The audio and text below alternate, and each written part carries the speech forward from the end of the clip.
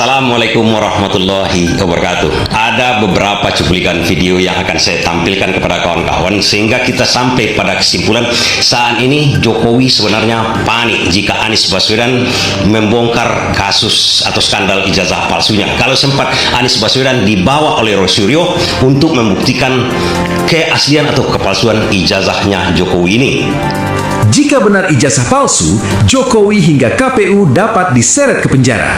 Anies Baswedan dan Hotman Paris siap buktikan ijazah palsu Jokowi dengan mendatangi Prabowo menuntut keadilan presiden saat ini. Jokowi berharap dirinya tidak dipenjara. Jika benar bahwa ijazah mantan Presiden RI ke-7 Joko Widodo alias Jokowi itu palsu, siapa yang harus dipenjara atau dibui? Pun jika benar, maka bangsa ini telah dikelola oleh seorang presiden yang tidak sah sejak awal. Itu artinya semua rakyat Indonesia telah ditipu. Yang pertama harus bertanggung jawab tentu saja adalah Jokowi Widodo sendiri. Bagaimanapun juga, sebagai pihak yang menyerahkan dokumen saat mencalonkan diri, ia adalah aktor utama. Kalau memang dokumen itu palsu, maka jabatan Wali Kota Solo, Gubernur DKI Jakarta, hingga Presiden 2 periode saat itu cacat hukum. Dia dapat dituntut atas dugaan pemalsuan dokumen negara. Selain itu, para penyelenggara pemilu yakni KPUD Solo, KPU DKI Jakarta, hingga KPU RI saat Pilpres 2014 dan 2019 dapat dituntut juga. Kalau ijazahnya palsu lalu meloloskan Jokowi sebagai calon kepala daerah hingga calon presiden kala itu, mereka telah lalai. Dapat pula disebut turut serta melakukan kejahatan konstitusional. Kan banyak dugaan publik kemarin itu. Anies Baswedan dipecat menjadi Menteri Pendidikan pada zaman Jokowi itu karena membongkar kasus ini, membongkar skandal ijazah palsu Jokowi.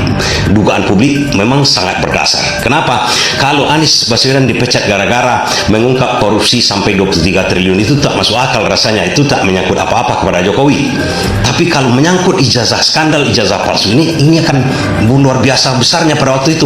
Luar biasa karena begini, bisa-bisa Jokowi tak akan pernah memerintah kita sampai 10 tahun, mungkin setahun setengah atau 1 tahun, cuma 1 tahun Presiden Jokowi menjadi presiden, habis itu dipecat gara-gara ijazah.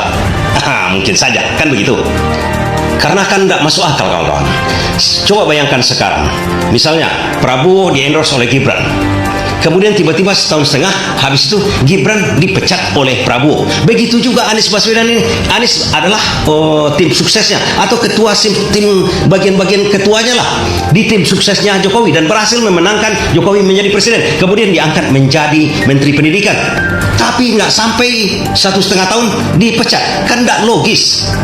Kalau masalah korupsinya tidak ada masalah, tapi kalau ijazah, skandal ijazah palsu ini barangkali saja Anies Baswedan yang akan saya cuplikan videonya sama kawan-kawan sudah berhasil 100% menyimpulkan tentang ijazahnya Pak Jokowi ini. Dan inilah yang membuat Jokowi panik saat ini. Sedikit soal tadi pemeriksaannya atau apa Pak? Ya, ada pemeriksaan tambahan, tapi untuk keterangan dan penjelasan biar penasihat hukum yang nanti menjelaskan secara rinci. Ya. Oke, terima kasih. Sudah toh? Iya, jadi sore ini Pak Jokowi sebagai warga negara yang baik tentunya memenuhi panggilan dari para penyidik sehubungan dengan laporan polisi yang kita ajukan pada Polda Metro Jaya. Jadi kami mendapatkan panggilan juga karena ternyata para penyidik sedang berada di Surakarta dan juga infonya minggu ini akan ke Jogja juga untuk memenuhi beberapa keterangan-keterangan yang diperlukan. Nah, tadi itu mungkin totalnya ada sekitar 10 pertanyaan ya, 10 pertanyaan. Tentunya pengembangannya juga cukup lumayan, cukup lama tadi sekitar 2,5 jam. Kalau tidak salah tadi kami masuk sekitar jam 4 sore. Jadi dari 10 pertanyaan tersebut tentunya banyak sub pertanyaan juga. Yang tadi Pak Jokowi juga menjelaskan dan prosesnya kebanyakan itu mengenai proses perkuliahan Pak Jokowi ketika di UGM dulu. Jadi sifatnya sebenarnya ini hanya pendalaman dari seluruh keterangan yang sudah diberikan sebelumnya. Ini mau menegakkan hukum atau cuma mau ngancem-ngancem warga negara? mau menegakkan hukum mau atau mau mempolitisasi, mengancam dengan sarana hukum, seolah-olah ya dengan laporan kepada empat ini, orang empat ini bisa diam, bungkam, dan kemudian seluruh rakyat ikut diam dan bungkam. Mohon maaf saya tegaskan, Rizwan Hasyiholan Sianipar menegaskan dengan tegas, tidak takut penjara, bahkan kalaupun harus mati karena membela kebenaran, membela ilmu.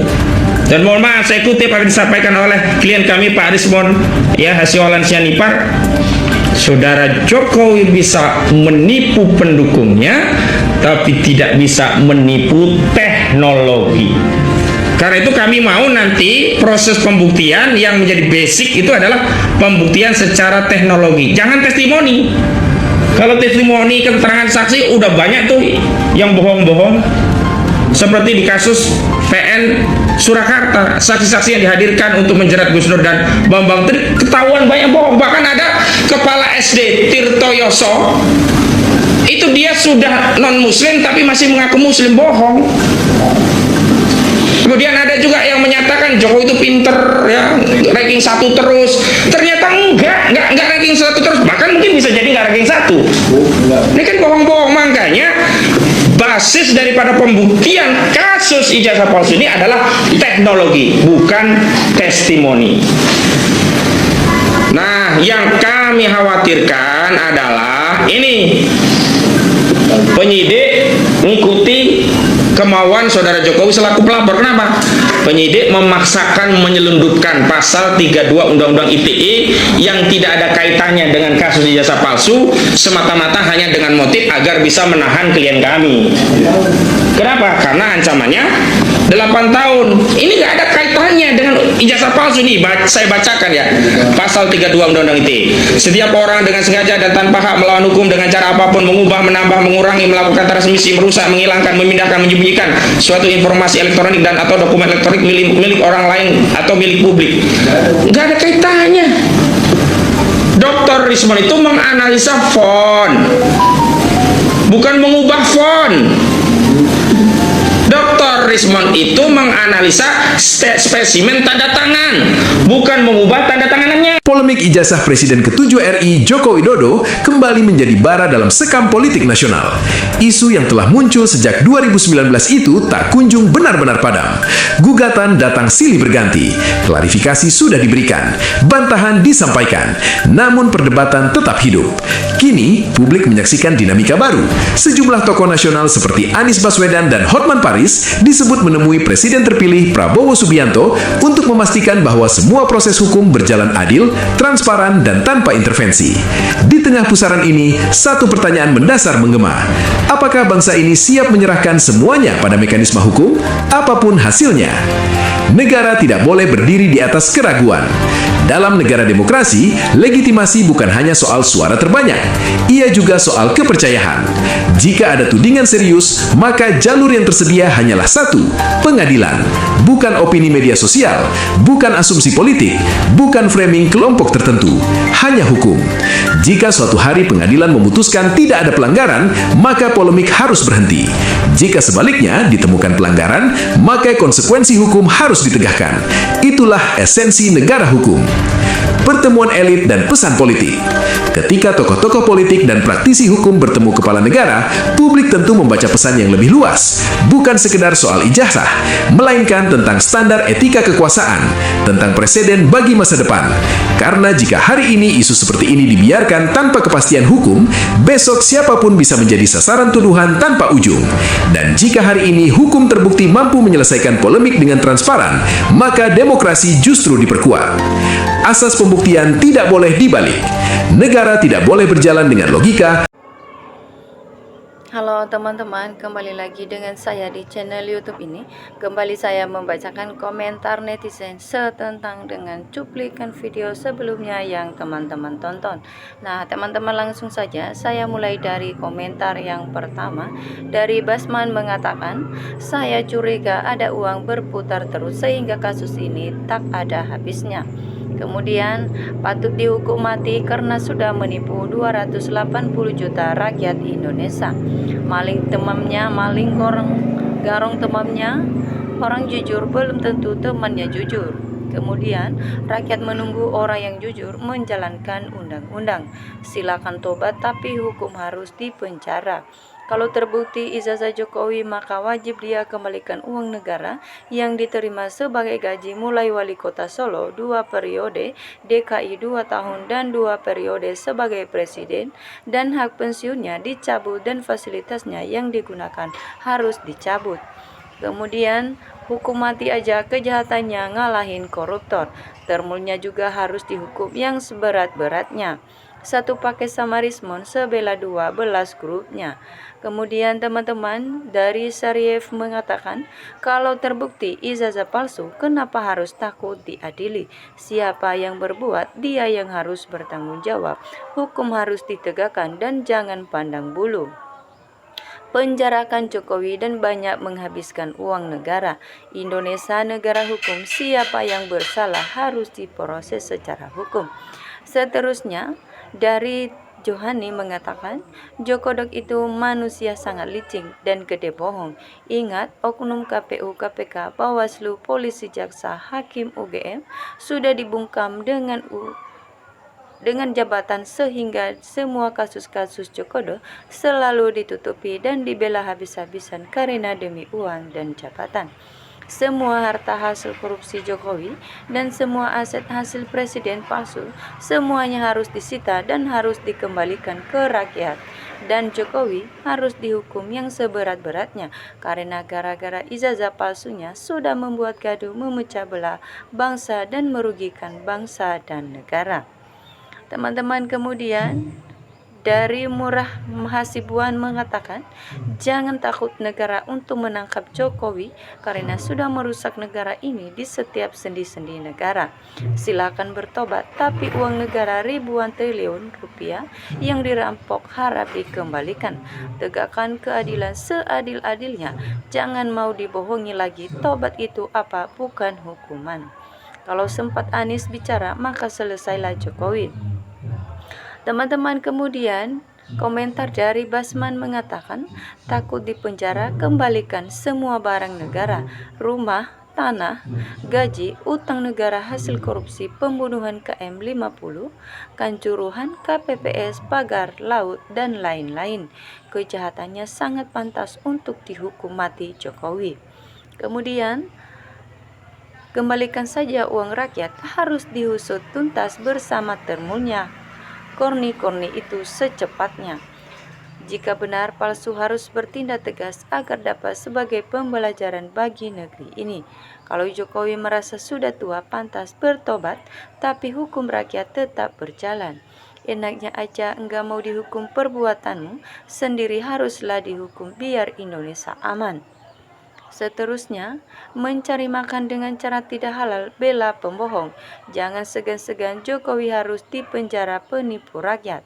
Tangkap bila terbukti ijazahnya palsu. Seterusnya, dari Basman mengatakan, seakan negara kalah dengan pengkhianat, perusak demokrasi, perusak hukum, dan perusak negara dan bangsa. Secepatnya Gibran dimasukkan, Jokowi diadili. Aduh, capek mendengarkan termul-termul yang tidak tahu malu. Ini manusia langka, satu negara bisa dibohongi, dicuri uangnya, sudah halal darahnya dihukum mati. Dulu dia banyak bicarakan kiai, ustadz, ulama, mahasiswa biadab waktu masih menjabat, sekarang halal dihukum mati biar nggak ada tunasnya lagi. Satu negara, jangan takut dajjal. Satu ini, coba lihat ke depannya para politis Mulyono, kejam banyak rakyat yang dipenjarakan waktu dia jadi nomor 1 di negara ini. Kemudian harus diproses seadil-adilnya, jangan tebang pilih, apalagi sudah banyak yang difitnah. Pendukung pembela antik-antiknya yang harus dicebloskan ke penjara. Penyidik kepolisian menyidik ijazah, kok sangat janggal sekali, inilah negara Konoha. Kemudian kejadian itu semua dikonstruksikan oleh oligarki, kapasitas, dan komunis, sementara oknum-oknum pejabat negara mata dan hatinya dibutakan oleh materi dan pencitraan. Kemudian dari Daskar mengatakan harus menerima hukuman seseorang yang melakukan pemalsuan. Kalau tidak, tak pernah tegak hukum. Jadi harap supaya tidak ada seperti itu lagi di kemudian hari. Kemudian bikin malu bangsa Indonesia di mata bangsa lain, udah langsung seret aja ke penjara, bikin ricuh negara. Penjarakan saja kalau sudah terbukti palsu. Tri Gusnur juga belum tentu kesalahannya dipenjarakan oleh Jokowi. Masa orang yang menggunakan ijazah palsu enggak dipenjara, enggak adil. Kalau betul palsu, cabut gaji dan fasilitas yang diberikan negara kepada keluarga Jokowi. Seterusnya teman-teman, dari Alwi Maun mengatakan, rakyat sudah 10 tahun dibohongi, jadi sepatutnya mendekam di penjara bersama anak-anaknya yang sekarang wapres, harus secepatnya diusut tuntas.